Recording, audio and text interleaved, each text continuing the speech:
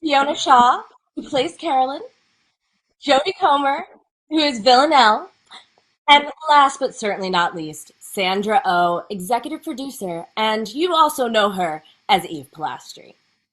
Woo! Well, hello everyone. Our audience just finished that premiere, and I feel like every scene I kept thinking, "Wow, this is the standout moment. Oh my gosh, I can't believe this happened." So, what for you all when you read the script was the scene that made you shriek when you read it for the first time? Sandra, I'm going to start with you. Oh, sure. I'd say for me, definitely it's the opening shot. It's the opening scene. And what Stella, our director, did so well, cinematically is that she kind of gave the intro shot to each of our characters in that same kind of way. And it was just for me a great way to start Eve as so much change.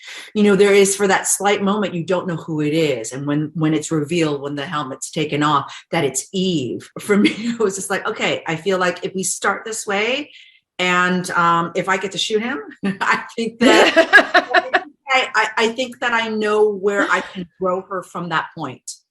So that for me was all my performances coming from that first opening shot. Well, Kim, to that point, how's your hand? You okay? Well, thank you so much for asking. I appreciate that. It's very polite of you. It's not fun to be shot in the hand, I tell you. What did you make of that opening scene? As we've seen everyone, they were all together almost when we last saw them kind of having this confrontation. Constantine suggesting that Kenny's death is a accident. I put that in quotes. I feel your passion, your rage. I can feel it. I love it. We'll talk about Kenny in a minute, because that was really hard, and I'm glad we're continuing to dive into this. But what surprised you when you first read the script? I've been waiting to someone to come to kill me. I was so surprised. I was so surprised that it was Eve that came and she found me in Russia. I mean, that was surprising for me. So I totally forgot that someone wanted to shoot me. It was like a coincidence of happiness to see her again, and also proud that she could find me. That was very surprising. He was focused more on head massages and running for office at the time. I mean, I'm in a good position now. I'm a major, and I have fun, and I didn't have any concerns at all. So this was a shock for me that someone is coming in and pointing a gun at me. But when she released it, as she said that and I can see that it's Eve, I forget everything. It's like, wow, fascinating. Before we move too further past this scene, how long has it been since, not since you all were on camera together, but how long has it been since we last saw Eve and Villanelle on the bridge to this moment where, everyone has kind of fast forwarded a bit. And I would love to hear kind of what went into that idea to jump forward a little in time. The jump forward was something that I think you had to do because we wanted to put all of the characters in a different position. And when you come back, go, okay, we're not watching something that's the same as the season that's gone before. We're not just picking up where we left off. These are now people who all think that change has happened in their lives, and change is something that we've been talking about. And even Villanelle left each other on that bridge at the end of 3, really questioning who they were, how they were perceived by others, and what life meant since they'd had each other in their world. So, and then we thought it was more surprising to move it on where they've both gone, actually, we have walked away from each other, but there is no way that they weren't going to be magnetically drawn, even though they both think that, Eve is like, I'm never going to let that woman back in my life. And there's some really interesting, really brilliant turns that happen in this season as we go on. But to rift them, pull them apart more than just the space of a week, I think was a useful thing to do. And in terms of how long it is, we reckon it's about 8 or 9 months. We never really counted, something like that. I don't know how long. Sandra, in your head, how long do you think it had been? I feel like obviously the pandemic happened and is still happening. The show had a certain trajectory, or I should say a certain end at one point, and then the pandemic happened and then we pivoted. I just think that it really affected a lot. I know it affected me a lot in my approach to it. So, it's needed to be a good amount of time for Eve to gain all her skills. That's right. Yeah. In my mind, I kind of put it the same amount of time as since the pandemic. Yeah. A gap. Which was like the beginning of 2020. And here we are in 2022. Crazy. Yeah. So, those 2 years have passed. Good point about, Eve having enough time to get those skills, because I imagine that like the bus fight would go down even more intense now if y'all were to face off again. Yeah. Slightly. Round 2. Let's go. It's Sandra's ability. Your strength is immense in this season. It's brilliant. Yeah. It's been great to be able to just explore completely different elements of Eve that you've known that it's always been in there, but then it's just to see how she's grown. So yeah. Well, Villanelle is really embarking on a great change. This attempt at a rebirth. How did that fast forward affect you, Jodie, as you kind of stepped back into playing her as she tries to reinvent herself? Yeah, well, what I find interesting about, you asking about the time jump is I think we all had different ideas of how long that time had been, because I was thinking more like 5-6 months, because I was like, she's committed to this, but there's no way she would last a year and a half in this church. Do you know what I mean? Like, she's trying, but I couldn't see her having kept that up for so long.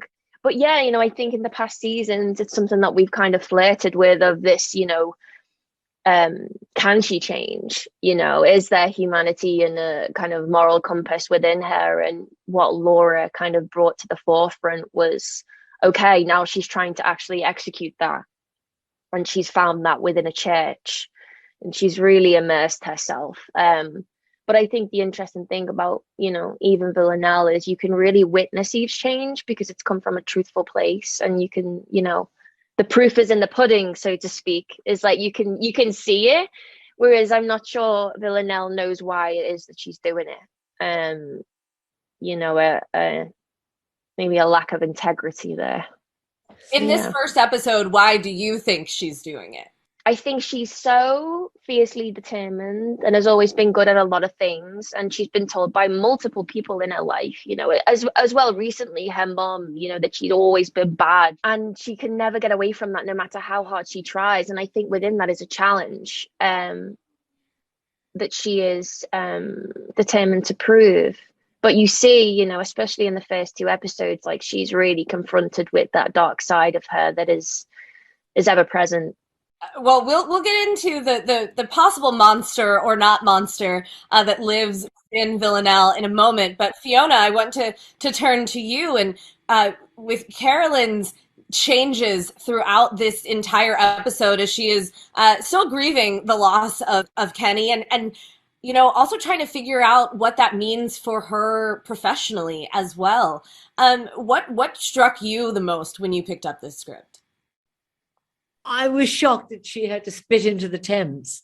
And but it's it's somebody so connected to MI6 that it's like the mothership, isn't it? And to be rejected from the mothership, I think, is as much a catapult pull as anything else, so that she goes quite the other way. Yeah, she needs big institutions to support her. She finds another institution. Yeah. Well, what do you make of Carolyn's, real search for vengeance in this season, as she tries to figure out what happened to Kenny, and still that connection as she keeps it with Eve, as she asks her to continue to search and figure this out. Well, I just think that Carolyn has never been able to really be in touch with her emotions, but the death of Kenny makes her have to plunge into a lake of emotion. And so it doesn't come out quite right with Carolyn. She doesn't know how to be upset or in the right way or absorb it. So she flies off onto these, huge things of going off on her own and going to Russia and going to the very place that she's been trying to battle with for all those decades. So I think she just doesn't know how to be a human being. Maybe none of them do, and that's the part of the story. It is to be human. I did just realize I forgot to mention the return of Hugo. That is part of the impetus. That one shocked me. I mean, obviously we knew he was still alive, but man, to come in there and just snake into her job like that. Yeah, and then he later on in the season he speaks a bit of Russian, and she says, "Your accent is terrible. You sound like a drunk bat." Well, we cannot wait to see more of the return of that kind of push and pull. But on that topic of push and pull, we did leave. We've talked about this. We left Eve and Villanelle on that bridge, thinking after that kind of like profound statement that Villanelle makes of maybe my monster encourages your monster. And I'm curious to unpack that pull of the two of them, because we do get a chance to see them reunite on the opposite sides of that fish tank, giving us at least giving fans some Romeo and Juliet vibes.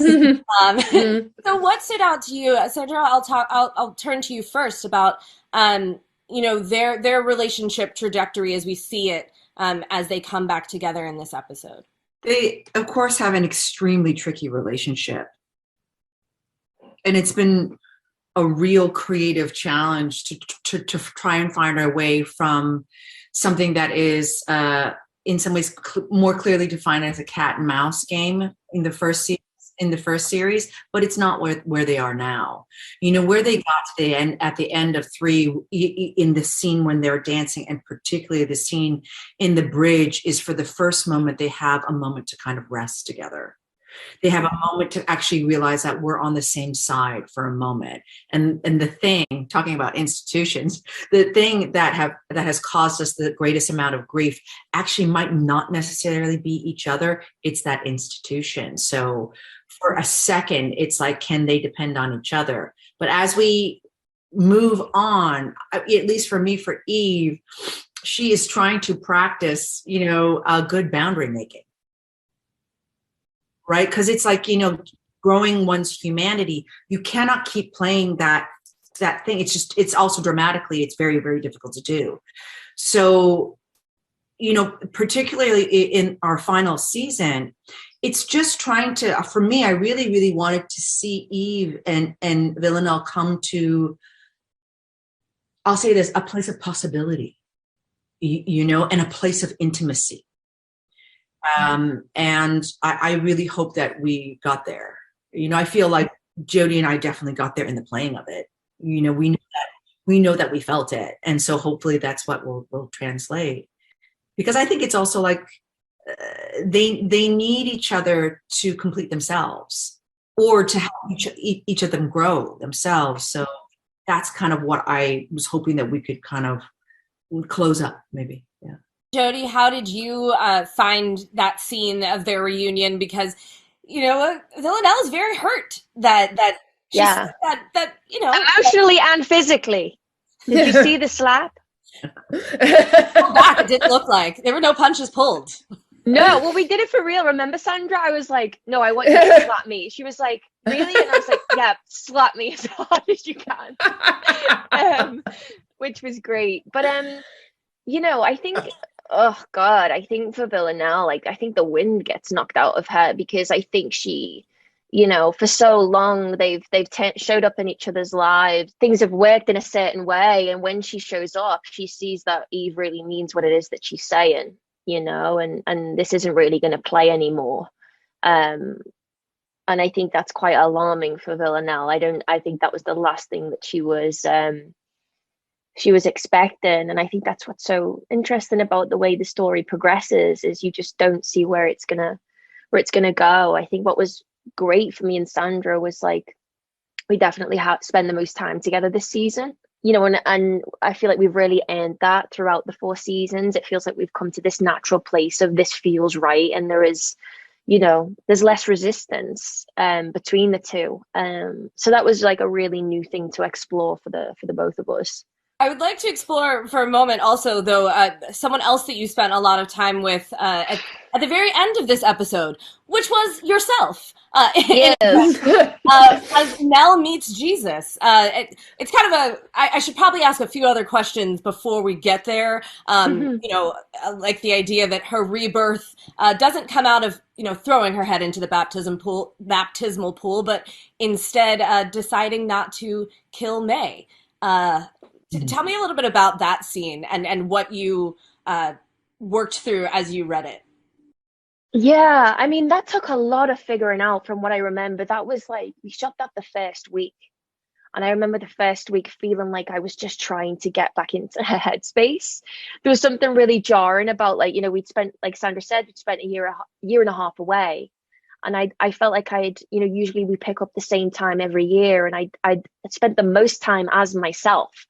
So when I came back to playing her, I was like, oh my God, you know, it kind of took a beat. But yeah, I think for Villanelle, when she doesn't kill May, that is the sign. You know, she's been asking for a sign this whole time, and it's, you know, she takes that very literally and is so frustrated by the fact that she hasn't been given one. And she sees that in that moment, the fact that she doesn't kill, and she's able to overcome that edge as a kind of signifier of the change that she is making, which of course makes no makes no sense when you see how violent that scene starts.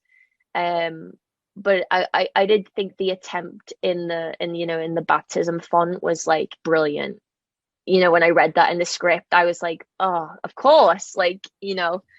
I just love the "just dunk me." Oh yeah. Yeah. Which echoed around the church. Oh yeah. Well, we also felt like, what was really weird, actually, there's a scene where she walks up to the altar and she's like, you know, I can't remember the dialogue exactly, but she's basically saying, if you're real, you would show yourself, and I don't believe in you. And when we were doing that scene, something happened with like the doors closed in the church, and everyone was like there's this real weird thing that happened that felt like someone was responding. We were like, oh gosh, we were acting terribly in that place of worship. But yeah, it was a really interesting place to see her in. They were like, don't say it if you don't mean it. Yeah, exactly. So is she Villanelle, or is she Nell still at this moment? Or is she back to She's Nell. Nell She's is Nell. is a new persona she's adopted. It's the best version of Villanelle you could possibly imagine, I think.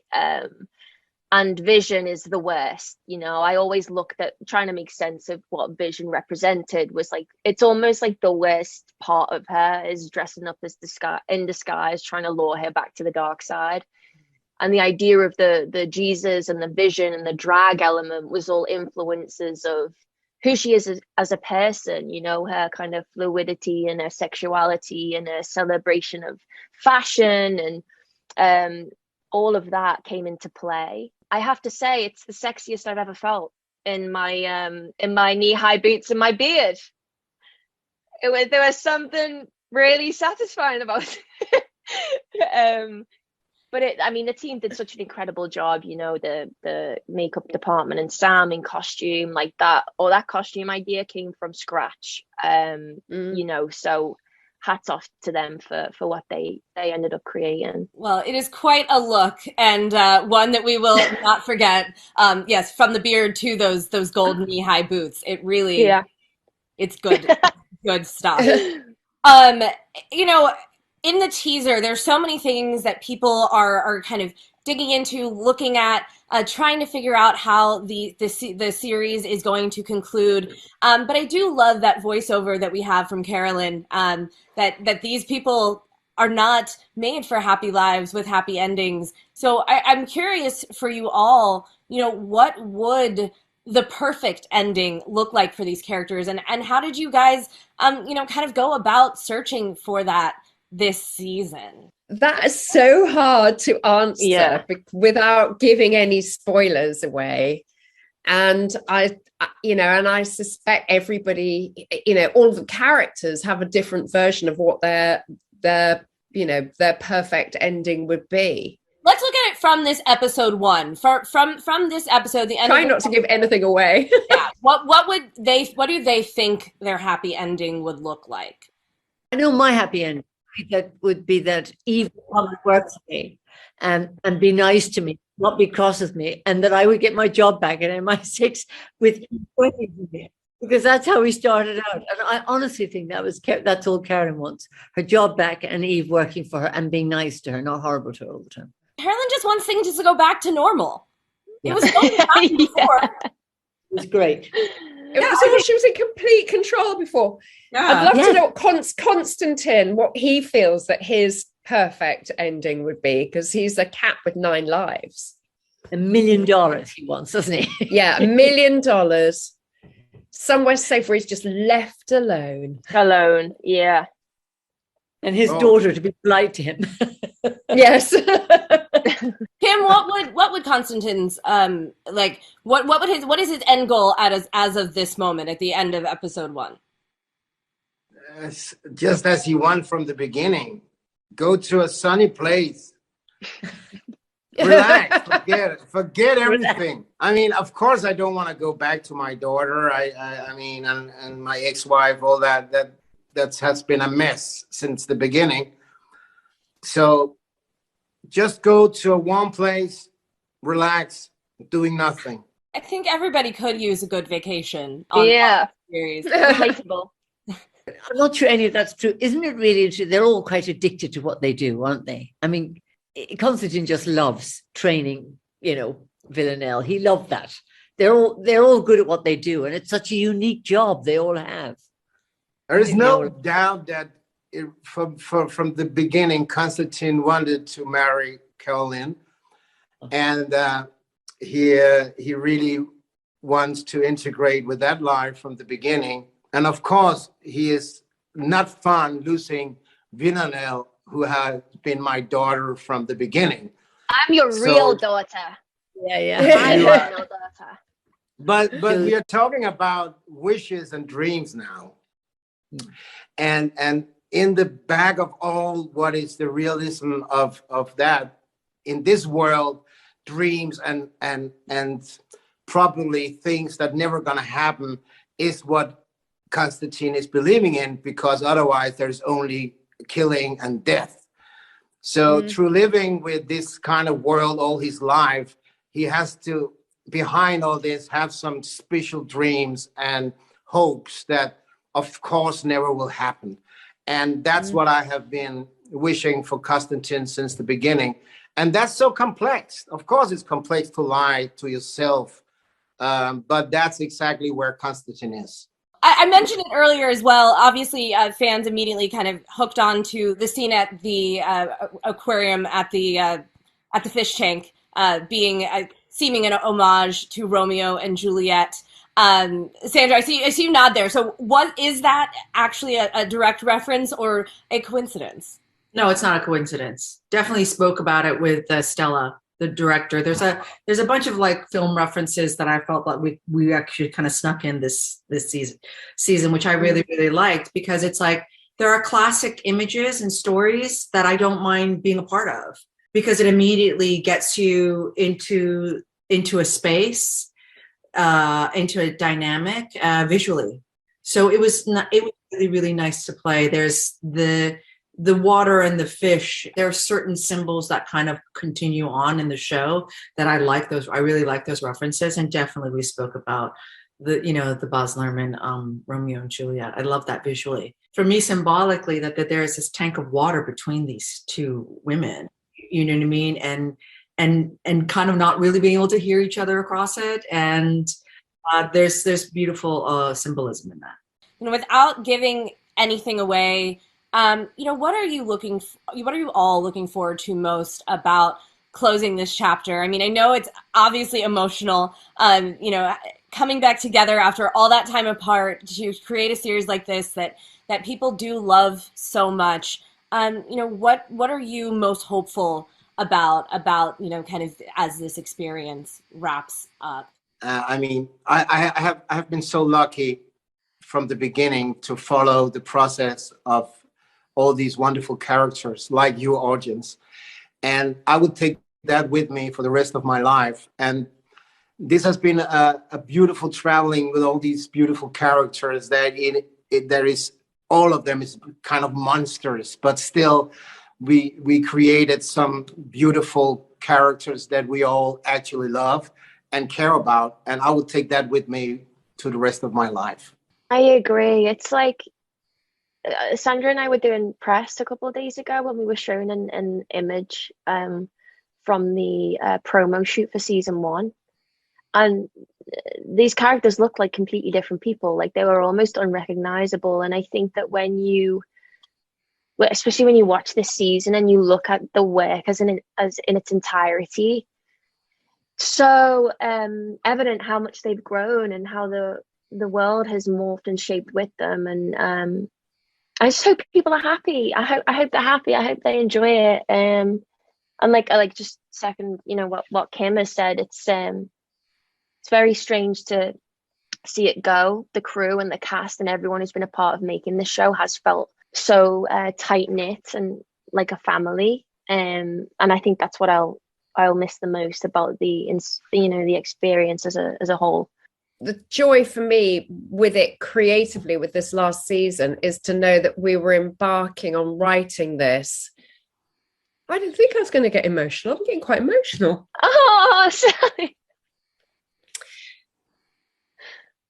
Is knowing that we were going to finish it off properly and that everybody was excited about finishing it off properly and that we could tell the stories and we could honor those characters properly. And you started with season 1 and Phoebe wrote that beautifully and we developed it and we sold it, hurrah, somebody's going to make it. And then you get extraordinary actors like the people on this screen who come and inhabit those characters and they give them 1,000% more than you could ever anticipate. And they grew with those characters and the characters grew with them. And then every season you hand them on to somebody else to see, where you want to take them. And that has been an extraordinary sort of honor and pleasure and a massive learning curve for me about what everybody brings to it. But I mean, like Jodie and Kim have said, the fact we had so many people returning to the show in the crew, was brilliant. So Julian Court, who was our DOP, has been with us from the beginning. We had special sweatshirts made, which embroidered and they said killing Kim, or they said killing whoever, for everybody who'd been with us all through all seasons. And then it had hashtag survived 4 seasons at the bottom of it.